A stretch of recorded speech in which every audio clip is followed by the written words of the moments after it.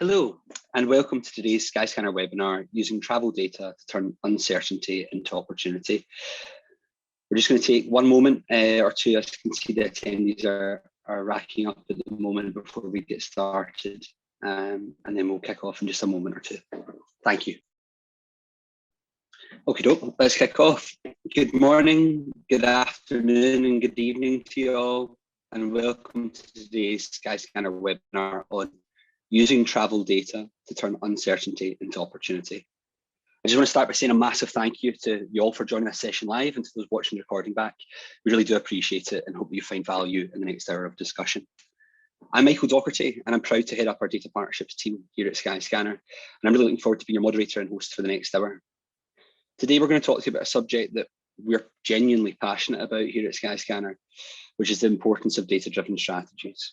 And we intend to explain why we believe access to forward-looking demand data is essential for any business in the travel sector who's wanting a quicker route to recovery and the ability to turn that uncertainty that we're all experiencing into opportunity. So please, as we talk through each slide today, regardless of whether you're an airline, an online travel agent, an airport, a destination marketing organization, or anything otherwise, please consider the how we capture those data points and why they would be important to your business. This session is being recorded, and we will share the recording back with you in a day or two so that you can watch back and share it with any of your colleagues. So don't worry, we'll be on our best behaviour. Also, there'll be a roundtable discussion towards the end, so please put your most difficult questions into the Q&A box on Zoom, and I will take great pleasure in asking them of our panel of speakers. Speaking of which, I'm delighted to introduce you to two incredibly talented individuals that I'm fortunate enough to work alongside, Thomas Walsh and Olivia Jarvis. Tom and Liv both joined the data partnerships team here at Skyscanner from British Airways last January, after having utilised a number of data sets in their roles, including Skyscanner's Travel Insights. And I'm also very pleased to have our trusted partner, Pavel from Edinburgh Airport, here to share with you his experience and why he believes data-driven decisions are more valuable now than ever before. Pavel joined Edinburgh in 2013 and has really played a vital role throughout the Skyscanner partnership in terms of ensuring that we continue to build the right products to empower airports to make the right decisions at the right time. So thank you very much, Pav, for being here. I'm now going to briefly chat you through a quick introduction before Olivia highlights some of the new travel patterns that we're noticing, with a specific focus on Greece, and highlighting some specific gaps we're seeing within route networks. Thereafter, Thomas will present some local catchment trends and demonstrate the impact this has had on some opportunities within the industry. And then Pavel will give an overview of his experience using our data from the Edinburgh Airport side, and we'll conclude with a roundtable Q&A. But first, a reminder about Skyscanner. Put simply, we're dedicated to making travel as simple as possible and helping each and every traveller find the best option across flights, hotels, and car rentals in order to book their perfect trip. We operate in over 50 countries and are one of the top 5 travel apps globally. Pre-COVID, more than 100 million people across the world would rely on our marketplace every single month, which has 30 languages available, 100 million app downloads, and features prices from over 1,200 of our suppliers. But we're not stopping there. It's now our mission to lead the transformation to modern and sustainable travel. And throughout this pandemic, we've continued to build and enhance our products to give travellers the opportunity to take advantage of more sustainable options. But ultimately, COVID-19 has posed grave challenges for us and the travel industry. And while recovery is a priority for you and I as travellers, the industry, destinations, and our global economy, this period of time has forced us all to take a step back and reconsider how travel re-emerges and how we together build the right strategy to shape the future for our travellers. And one way in which we're doing that at Skyscanner is through our continuous investment in our data products, and particularly our trusted data source, Travel Insight, which has been utilised to power all of the data that we share with you today. But before I pass you over to Olivia to take you through the new travel patterns that we're seeing, I'd like you to take 10 seconds to think about where you're going to travel to first when you're able to. For many of you, I hope you will know that answer instantly, as you've been dreaming about that destination every day for what feels like a year and a half. And for others across Europe and the US, you've potentially already booked and or are exploring this very topic at the moment. I know that I certainly am. But all I ask is, as we take you through some of these data heavy slides and examples, please keep those destinations in mind as we talk you through our presentation today. Over to you, Liv. Thanks, Michael. So today I'm going to dive into some of the macro trends we've been seeing in our data from a global perspective, as well as a more in-depth look at growing demand for travel to Greece. So many of you will have seen that we've been publishing a lot of reports and articles recently looking at how travel has changed over the past 16 months. So I just want to bring you up to date with some of those top level trends, as well as take a look at how you can use our data products to have a better understanding of what travel will look like in your markets beyond 2021. So one of the key metrics we look at when assessing global recovery is traveller sentiment. We can see in our survey data that traveller confidence overall is starting to return, and that's a really positive picture for global travel. Confidence levels currently sit at their highest point since the start of the pandemic. And the most recent results show that globally, over 72% of our travellers believe the situation is improving, particularly in the Americas and Europe. But we use the survey data alongside our traveller demand data in our front end tool to give you a more holistic view of how sentiment towards travel is influencing demand in different markets. So diving into those top level macro trends, one thing we've been seeing globally is that travellers are choosing to seek out destinations much closer to home. We've seen strong growth in short and medium haul flights, but at the expense of ultra long haul trips. And this ties into the significant domestic recovery we've seen across our marketplace, particularly in APAC and Americas. Globally, searches for domestic travel now make up about 43% of searches on Skyscanner. That's up from about 20% in 2019. And we're seeing a lot of pent-up demand for domestic travel as people choose to take more staycations and overall just avoid all the complications of international travel. We're seeing, though, that those travellers who are looking to travel abroad are seeking out a lot more coastal destinations that are more outdoors, less big cities. And we've seen a big increase in demand for Cancun, Crete, and Ibiza. While on the other hand, we're seeing demand for big city destinations like Rome and Tokyo, as well as international business hubs like Beijing have been the most impacted. And we can see in our data that the rise in demand for certain destinations is closely linked to the COVID rates in those places.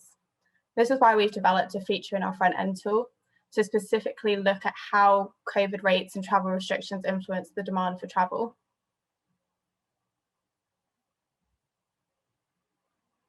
Another trend that we've seen globally is that people are choosing to stay much longer in destinations.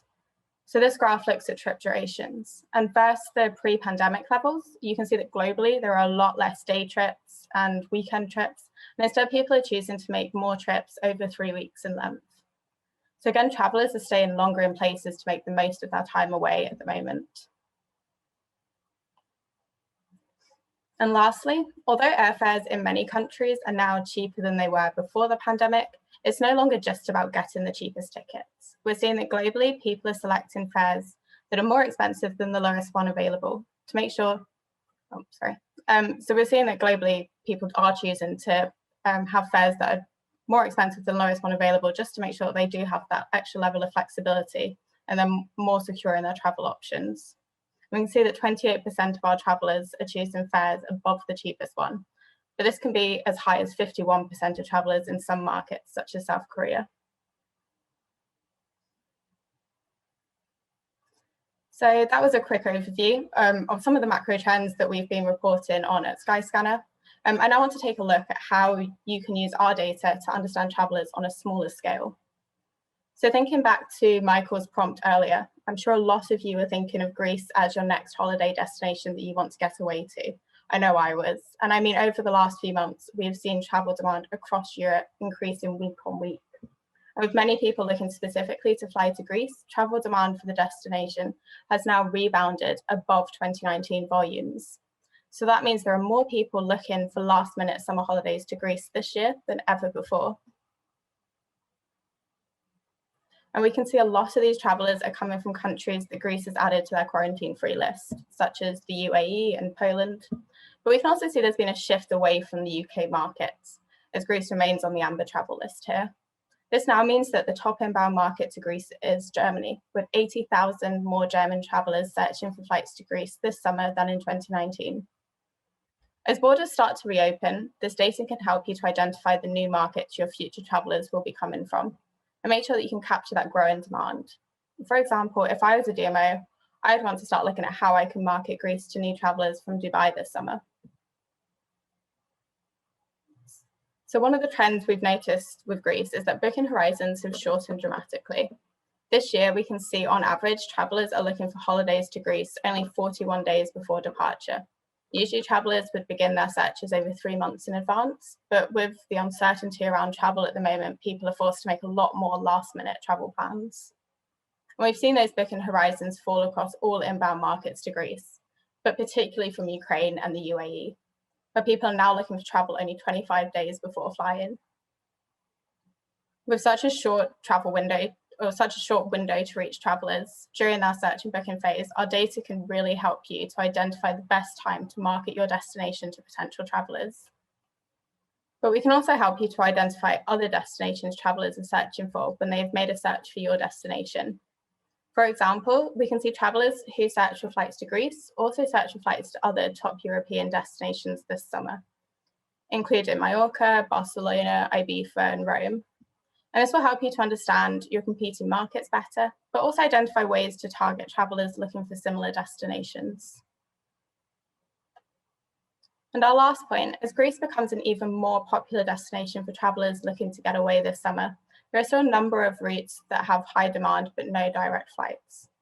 These include Bilbao to Athens, Lisbon to Santorini, Miami to Athens, and Sicily to Mykonos.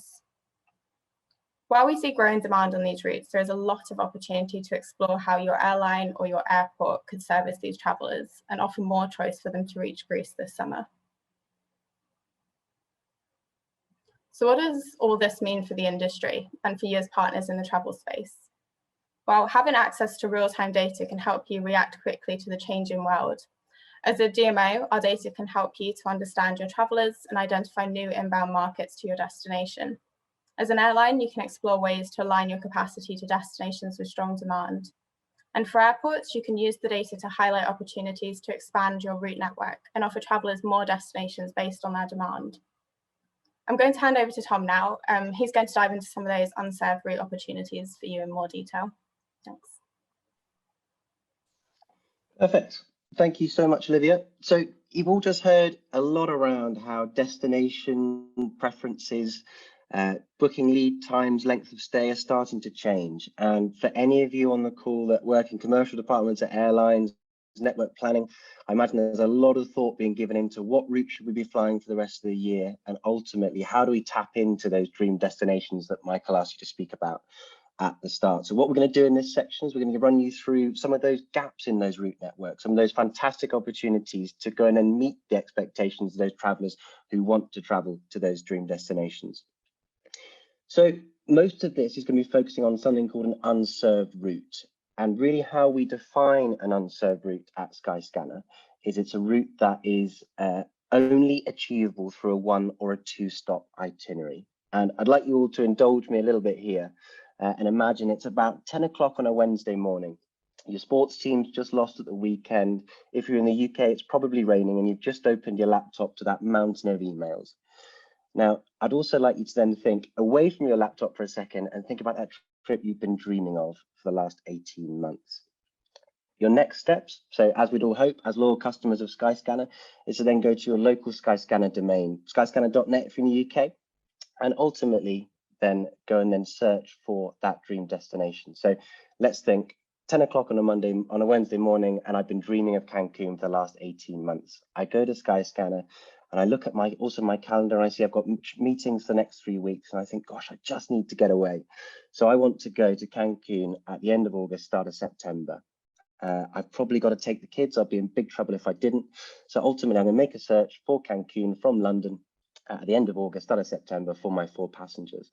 And the beauty of that data is ultimately that traveler does not know whether that route is served or not. They just want to go. So regardless of whether there's a schedule that meets my desires, a price point that ultimately is going to see me purchase, that demand is something that we're able to capture.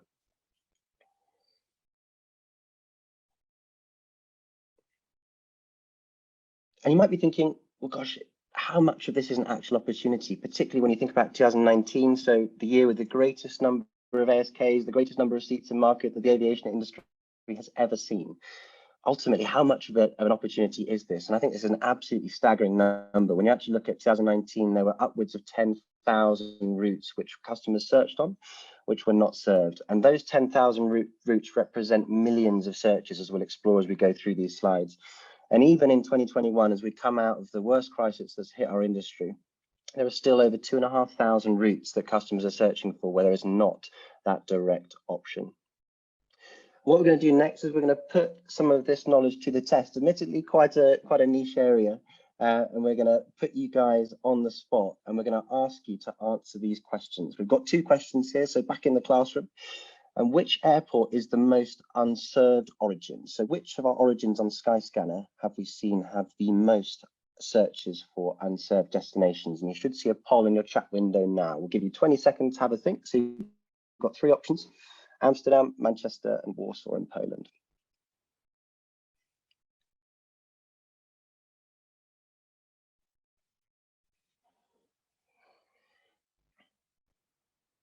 Okay. Good stuff. If we can do the big reveal. So the answer is Manchester. So what we can see, so Warsaw, there's some interesting information we've got a few later in the slide. So well done for those of you who thought that. Manchester is the correct answer. So 43% of you picked Manchester. Obviously, if we jump to our map, what we can start to see is this data in action. And I'd like you to indulge me one more time and just go on a bit of a European road trip, which of course might be your dream trip you'd like to take this year. Of course, at Skyscanner, we hope there's a flight element in there too. But we'll start in Central Europe, so over in Warsaw, Berlin, and Prague. And what we start to see with these origins, the types of trips that they're actually looking for are very, very long-haul beach heavy. So destinations like Cancun, for example, where we start to see that demand. Almost take yourself back to that example of being in the office on a Wednesday morning, you picture yourself on the beach. This is very much happening in these destinations. So demand for long-haul leisure is key there. As we move over to Northwestern Europe, so Manchester, London, and Dublin, we start to see quite an interesting dynamic take place here, particularly for London. So this is a movement away from that theme we saw in Central Europe and a movement towards those destinations which are largely VFR, so visiting friends and family, friends and relatives heavy. So particularly from London, those destinations are Khartoum, Kathmandu, and Erbil in Iraq. But quite interestingly, if we go to our tabletopper then up to Manchester, and this is where you start to see a blend. So Manchester, as we've said, our most unserved origin on Skyscanner, and this is largely driven by 2 factors. Firstly, it's the VFR angle. So of that 2 million searches, about 400,000 of those are for India and Pakistan. But also then we start to see some really interesting dynamics. So over 600,000 searches for destinations in the US, highlighting the enormous potential of the north of England as a base for air service development. So we're going to flip it around now and ask you the other question, which is the most unserved destinations. So we'll see a poll come up just now. And if we can ask you to vote one more time, please.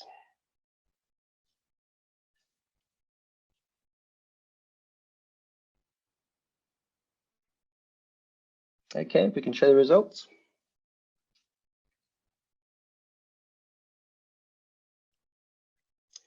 And the correct answer is Bali. So a dead heat, Sydney and Bali. Again, these are probably 2 destinations that you thought of quite a lot when Michael asked you to think about your dream destination. So yeah, the top unserved destination on Skyscanner is Bali. But as we start to look at the map of actually where these results and where these unserved destinations are, you'll see a very key theme.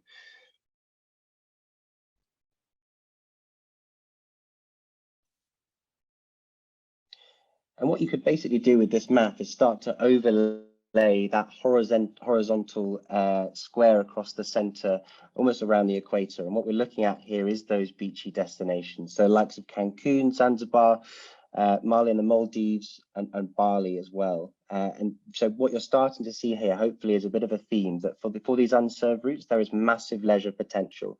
And as we look at the recovery of the industry, as we start to move into the latter half of 2021 and destinations start to open up, the opportunity to be nimble if you are an airline operator, or the ability to go out and win this traffic if you are an airport based on this sorts of data is going to be absolutely key. But this has changed. So if we start to then have a look at how the rankings of these destinations has changed, we heard from Olivia's presentation that the length of stay, the booking behaviors is all vastly different. We can start to look at the ranking of where these routes sat in 2019, but also then how they sit now in 2021.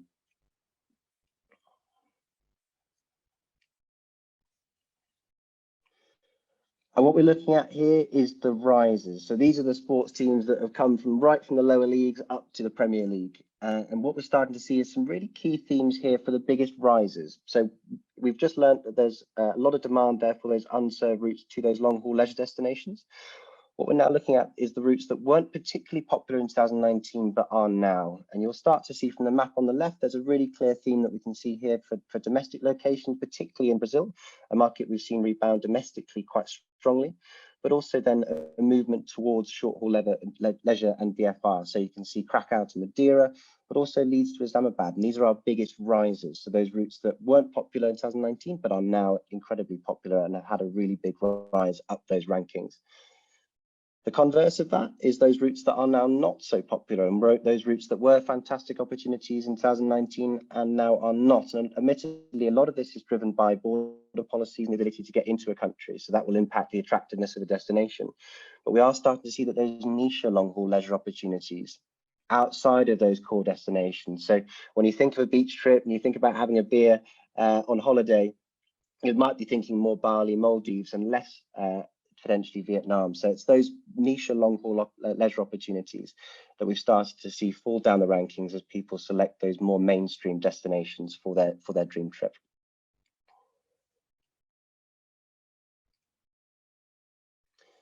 And so what we're going to do now is just start to have a look at some of these trends in a bit more detail. So we are being fully transparent here, and what we're showing on the far right-hand table is the basically the list of those unserved routes. These are looking at the markets in 2021 where we've seen the most searches, and that is currently not possible to reach with a direct itinerary. And what you'll start, the eagle-eyed among you will start to notice that actually Zanzibar, as we'll explore in the next slide, is an incredibly large opportunity in terms of demand that we're actually seeing for it. But also there's that theme again. So Central Europe is ultimately a fantastic bed for exploring that long-haul leisure route demand. And Zanzibar in a bit more detail then. So this might have been on your travel map. Some of you might have thought of this as when Michael asked you about your destination. This is our fourth most popular unserved destination on Skyscanner in 2021. And what you'll see from the table here is we've got 5 origins, totaling about 360,000 searches for travel to Zanzibar in 2021. And what's really fascinating is when we start to look at what the potential for these destinations could be. So we've got a conversion stat there. And what we mean by conversion is this is a customer that's moved through our Skyscanner booking flow and has chosen an airline or an OTA to go and complete their booking. So ultimately able to say how much of that search demand has strong intent to travel. And currently for those routes, you can see the average is about 6%. And basically we can see from the direct services that are offered on Skyscanner, the average conversion on EU Africa services is about 10%. So when you start using these numbers, you can start to create some really interesting dynamics of what these routes could look like in future. So we can see 370,000 searches, around 6% of which is about 21,000 searches.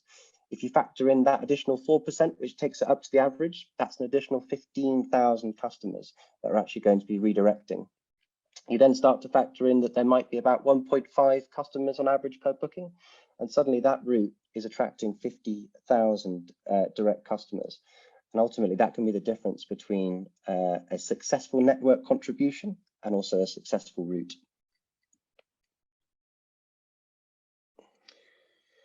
The next logical question to ask, well, okay, well, how does this sit and how does this compare to other opportunities? And ultimately, how can the search dynamics start to help you to frame these questions better? So for those of you in network planning and those in aviation development, you'll be seeing these charts in your sleep, I'm sure. But what we've added here is the search element along the x-axis and the average yield along the y-axis. So this is giving you that different view that you haven't got previously. And for reference here, the ultimate here is a route that sits in that top right-hand corner. So a route that has really high search volumes and has a cracking yield as well. Think LA, think London, New York. That's where those routes would be sitting. And ultimately, what you might want to identify is those routes that have almost slipped the net, and those routes that with Skyscanner data and search demand, you can start to see where they sit on this diagram, ideally in that top right-hand corner. And as you can see, Warsaw Zanzibar is a complete outlier here. So nearly 140,000 searches for travel in 2021, with aircraft sat on the ground, ultimately, and fleet utilization probably at its lowest point. This is a fantastic opportunity then to launch a service where there is high demand. The next stage that you can actually look at in the next graph is how this compares on a distance basis and how this interacts with search data. So you'll be familiar again with seeing yield and distance. And this is a slightly different variation we can look at just to highlight how good Zanzibar, in particular Warsaw Zanzibar, is an opportunity using Skyscanner data. So slightly different here. Ideal is a top left route. So you want ultimately really, really short distance. So an aircraft utilization rate can be increased, and ultimately you want there to be high demand, so it warrants you putting on those services. And what you can see here with Warsaw Zanzibar is that actually you've got a fantastic amount of demand there still, and it's around 21 searches per kilometre. You compare that to Auckland, around 4 searches per kilometre, and also Manchester, Bali at about 12. So it represents a fantastic opportunity when compared to its peers. And this is a sort of different sort of view that you'd see through using search data that you wouldn't see if you were utilizing booking and constrained data. So we've spoken a lot about unserved routes, and we've ultimately had a look at what those opportunities are. We've completely opened the playbook to you guys around how search data can be used to understand what those routes are that ultimately should be served so you can all reach your dream destinations. And as part of our movement with the industry to help and guide you guys in terms of understanding what that search data is so powerful for, we also have this extra dimension, which is understanding catchment and user locations. So if we take an example, what we are currently looking at is the amount of searches plotted on a heat map across Germany, amount of searches that we've seen to Phuket. Obviously incredibly topical. So Phuket just opened its tourism sandbox on July the 1st. Ultimately, we're going to start to see more and more demand from Europe. But what we can do with point of search data, which you can't do with point of sale data, is start to identify where that customer is when they're making that search. So all completely privacy law compliant, but on Skyscanner, we can basically work out where you are when you're making that search at an aggregated level, at a city level. And what this means for a marketer, this allows you to, for the first time, understand where that search is being made. So ultimately, if you can see in a particular geographical area, this is where there's high demand. Ultimately, you can then start to target based on that demand and ultimately increase your return on advertising spend. But also, if you're an aviation development manager or if you're an airline trying to look and think, okay, what does my catchment want? So where do people in Germany want to fly to? When they want to go to Phuket, where do they want to fly from in particular? And just as we change slides, I'd like you to keep a note of what you've seen here and then focus on the next slide. So what this is the amount of customers who've said that they want to travel to Phuket. So they've moved through the Skyscanner booking flow. They've said, I have strong intent to travel. And you can see that it's remarkably different. So we still see that demand sitting in metropolitan and urban areas, but the conversion rate's about 8–9%. So 325,000 customers since 2019 have flown to Phuket from Germany in these locations. And this has an extra dynamic that we can start to bring. So if you're an airport customer and you're interested in understanding, okay, well, who are my customers that I should be winning and that I shouldn't be winning, we can essentially show you that traffic and we can show you catchment leakage. And we're going to bring this to life in our next example.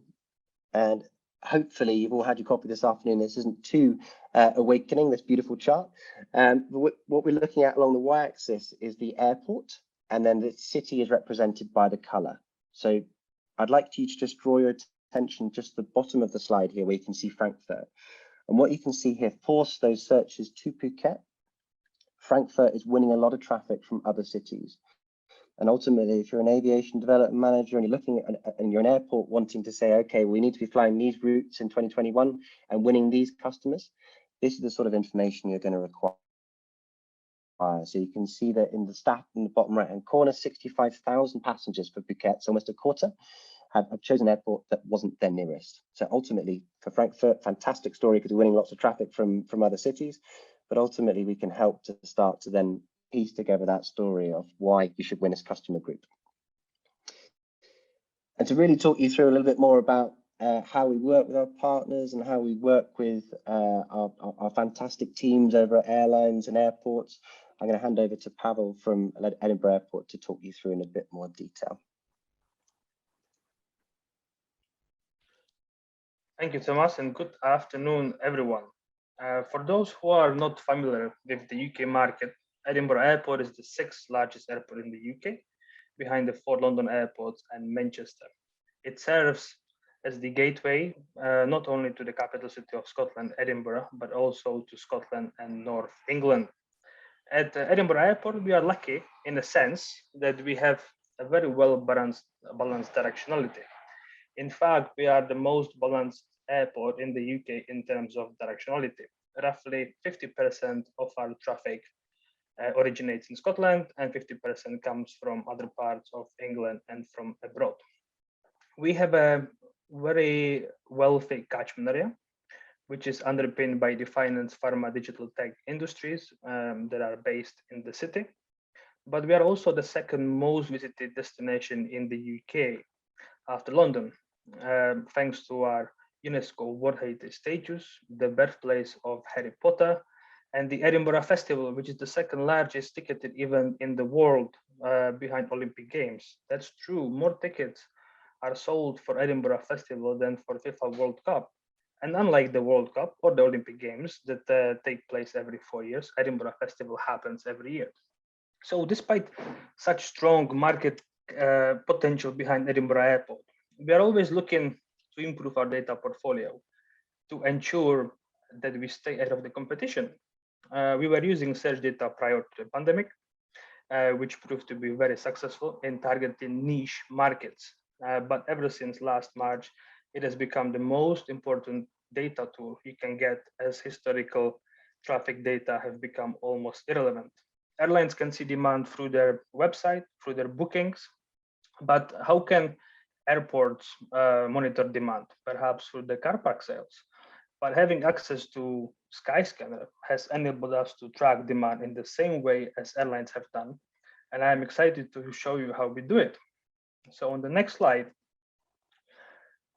for those who are not familiar with the UK travel regulations, we have a traffic light system in place since mid-May. Countries are divided into red, amber, green, called the RAG status, based on the infection rates, the vaccination uptake, and the prevalence of variants of concern. When the traffic light system was set up, all arrivals coming from green countries did not have to isolate. Those coming from amber had to self-isolate at home for 10 days, and those coming from red had to go into the hotel quarantine for 10 days. We are monitoring searches and redirects to all our markets. In the domestic sector, we monitor all our directly served ONDs and then group them into the domestic category, which you can see on the bottom left graph in purple. In Europe, we monitor countries rather than individual cities, but also we make a distinction between islands and mainland, as for example, Madeira is in the green category, but mainland Portugal is in amber. For long haul, we only monitor markets where we have a direct service to. We then divide the amber category into three. So firstly, it's amber VFR, which are markets with a high concentration of visiting and friends, relatives traffic. These markets are mainly based in Central and Eastern Europe. Then we have an amber sun category, which includes markets in some destinations such as Spain, Italy, Greece. And then we have amber other, which mainly includes places such as Benelux, Germany, Scandinavia, markets that are leisure oriented, but also have a strong component of business traffic. As you can see on the bottom left graph, we look at the number of daily searches for travel between July and October 2021 and compare it to the same period in 2019. Non-essential travel wasn't permitted from Scotland until mid-May, so all international traffic or markets were in red, and all passengers arriving from international places had to go into the hotel quarantine. That's why you see that basically there was no demand whatsoever for travel until mid-May, when things started to change. So as I said, the traffic light system was introduced, and the UK government moved Portugal, Gibraltar, Faroe Islands, Iceland, Israel, amongst other places, into the green category. Virtually overnight, the searches shoot up to about 80% of pre-pandemic levels. Portugal especially was very, very popular destination to go to. However, 3 weeks later, the UK government decided to remove Portugal from the green list and put it to the amber list, which immediately resulted in a dip in demand to green places. Then at the end of June, the UK government added Balearics and Malta in the green list, which resulted in a huge spike of demand to these places because historically they've been the most popular or amongst the most popular outbound places that you can travel from the UK to. And then over the last couple of weeks, we've actually seen a trend when the UK government introduced that fully vaccinated British residents will not have to isolate if they come from an amber country. We actually see that the level of recovery or the number of searches to green markets are sort of slowed down as more people are looking to fly to amber places because amber category is the most represented. Most countries in the world are in this category. So you can see on the bottom right graph that we saw an immediate uptake in demand to amber list countries since the exemption of vaccinated travelers was introduced last week.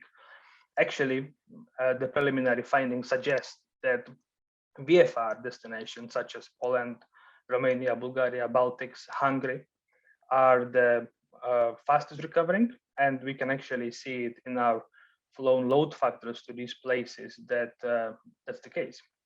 But also we see that amber sun destinations such as Greece and Spain are coming strongly because people can suddenly go there from the UK and come back without the quarantine restrictions. On the next slide, we have redirects. So as Thomas mentioned, when you go through the Skyscanner website and you search for the flights, that's the searches, and then you pick a flight of your choice, and that's the redirects. What happens with the redirects is that actually we see that the redirects are recovering faster than searches. The assumption is that people know where they want to go.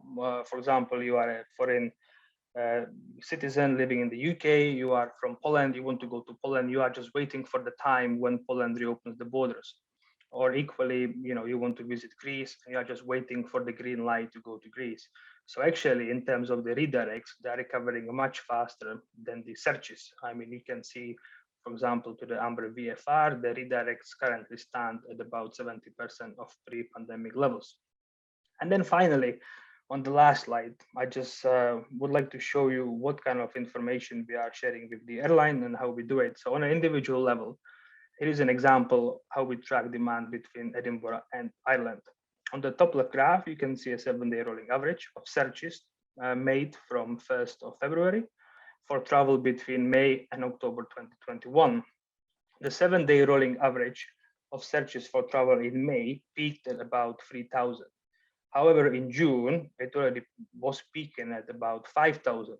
So it was a good story to share with the airline, saying, look, things are improving. There is more and more people looking to fly between Edinburgh and Ireland, which is then justifiable on the bottom left graph, where you can see the number of weekly searches between Edinburgh and Ireland for travel between June and October.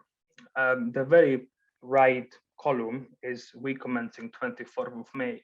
So in this week, the searches between Edinburgh and Ireland for travel in June to October time period was actually 30% higher than in the previous week.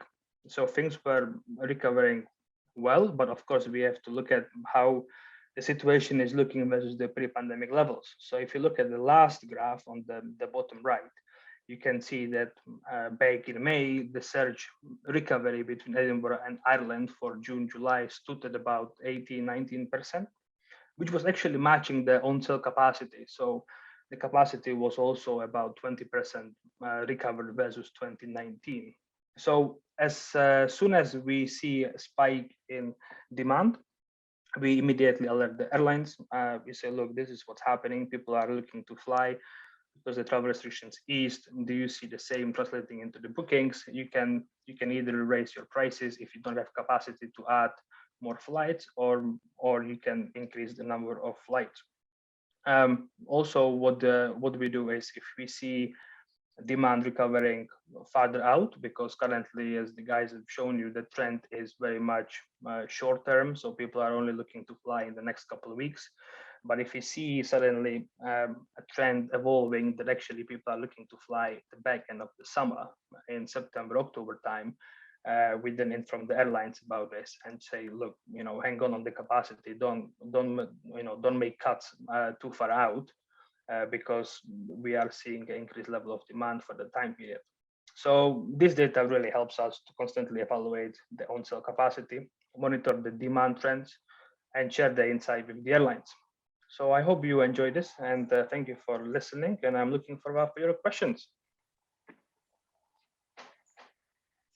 Thank you very much, Pav. Really appreciate it, mate. So to summarise today's webinar so far, ultimately, people will travel again. We saw that through Olivia's Greece example. People are travelling again. We've seen that through Tom's graphs. You will travel again. The pent-up demand that prevails showed as obvious from the Edinburgh Airport examples. So that dream destination that we asked you to think about may be happening sooner than you initially expected. I hope so. And when you do, I hope that you recognise that the data-driven decisions and strategies that have positively influenced your travel experience down to products like Travel Insight have managed to turn that uncertainty that we're all experiencing into your own opportunity. If you'd like to find out more about Travel Insight or any of our data products here at Skyscanner, please head to partners.skyscanner.net. I will now take this opportunity to talk through any of your questions. We'd love the opportunity to demonstrate the value of our data solutions and how they could bring that value to you and your business, whether that's now through the Q&A or as a follow-up to today's session. So thank you very much for your time, and let's dig into the detail. Okay, we're going to start with the first question from Michael. I'm going to go to Thomas for this. Thomas, could you talk Michael through how we measure conversion within Travel Insight?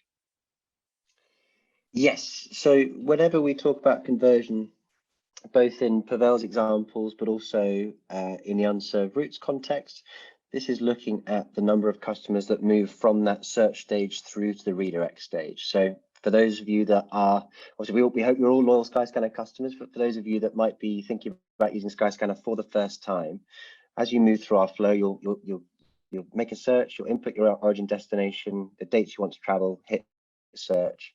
The very last stage, about 6 or 7 clicks through our booking flow, is where you actually select the price point that you'd like to choose from one of our partners. So Skyscanner works with 1,200 partners, airlines, OTAs. When you click that book button, that is how we measure conversion. So because you're 6 or 7 clicks through, ultimately, that's a fantastic proxy for us to say this person has strong intent to travel. So we take that number of people that are doing that and then divide that by the overall search number to get conversion. So for example, when you saw the 6% average, that was 6% of people moving to redirect stage from the search arena for Zanzibar. Cheers, Tom. Okay, doke. Olivia, is there any way through the Skyscanner portal or Travel Insight Vision in this example to view searches for one-way versus return flights? Yeah, of course. So we actually collect over 295 data points across that search and redirect activity of travellers. And one of those variables is the trip kind. So we can tell if the traveller was looking for a one-way trip or a return trip, or even a multi-city trip as well. So yeah, no, that is a data variable we have available. Perfect. And then back to Thomas. Tom, how representative is Skyscanner search data to all search data? For example, has anyone been working on Skyscanner customers being higher affluence, etc.? As that will impact the recommendations presented. And also, is this data available to use on trial? Yeah, so and I would tell you, it's a fantastic question. So essentially, we'd like to think that the data is extraordinarily representative. So we have a completely global presence. So it's over 24 markets where we have over 1 million unique monthly visitors. As Michael mentioned, we're in 30 languages worldwide. So certainly in terms of geographical presence that Skyscanner is able to show, I suppose, versus other data providers, there is that global presence. But what we would also say is when it comes to higher affluence, we have customers that come to Skyscanner and will purchase £7 fares for a very well-known European low-cost carrier. But as you saw from some of the examples we're able to bring to life, also the average yield on for the London-Auckland route is about $1.8 thousand. So ultimately, we don't tend to over-index when it comes to customers who are seeking cheaper tickets as opposed to those that might be a bit more expensive. We like to think that we do have that broad representation. And I think also what we'll start to see as we move throughout 2021 is the lack of clarity around, can I get a flight to this destination, will mean that ultimately the clarity that Skyscanner can bring will mean that we'll attract both new audiences, but also continue to delight our usual Skyscanner audiences as well. And B, secondly, on the trial point, absolutely. So as Michael said, if anyone on the call would like to learn a little bit more about the ways in which we work with the industry, please go to partners.skyscanner.net. Awesome. Thanks for that, Thomas.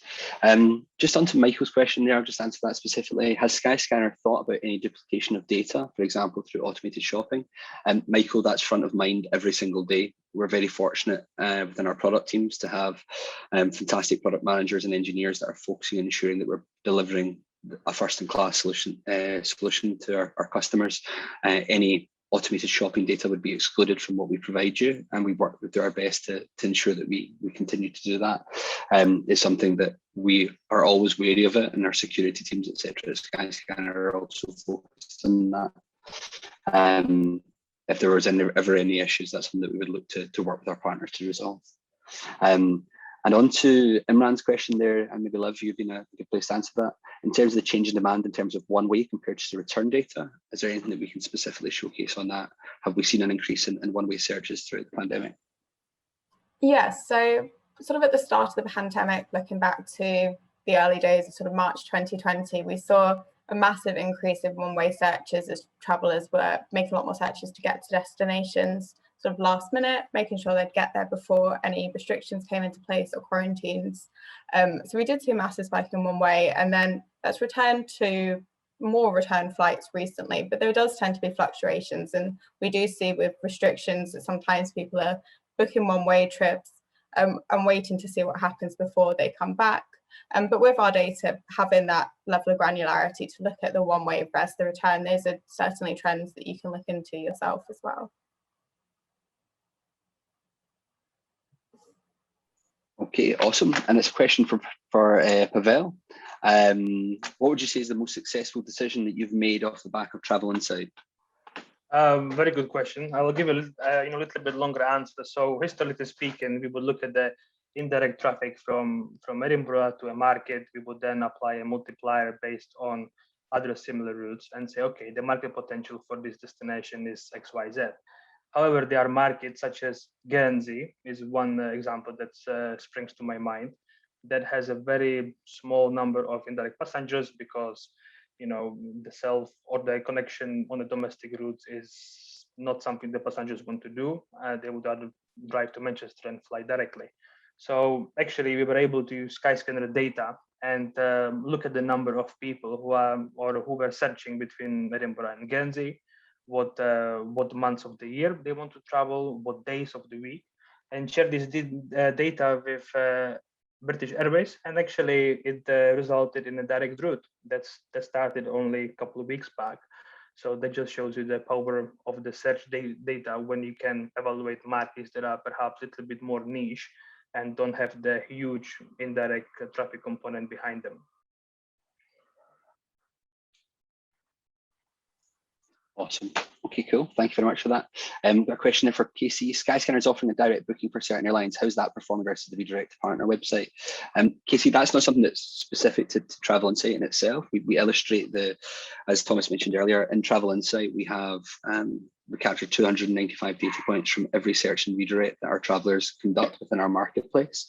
Within that, we're able to understand when they're looking to travel, where they're looking to travel to, and start to really bring out the reasons as to why they've selected that destination, how many days they're spending in that destination, etc. We do illustrate the airline or online travel agent that the traveller is redirected to. However, we don't specify whether that was necessarily a redirected ebook, etc. We just stipulate that the traffic has gone towards that supplier, not that necessarily a booking has been placed. Just to clarify, there's a question just in the chat there. Sorry, Michael, I was just going to clarify on that point. I think you have a bit of a lag. But yeah, we do include direct booking searches within the Travel Insight dataset. It's any search that's happened on our marketplace. We just don't, for this particular purpose, differentiate between them. Exactly that. And that actually quite nicely transitions over to the question for Pavel in terms of the search and demand data that you utilize from Skyscanner through Travel Insight.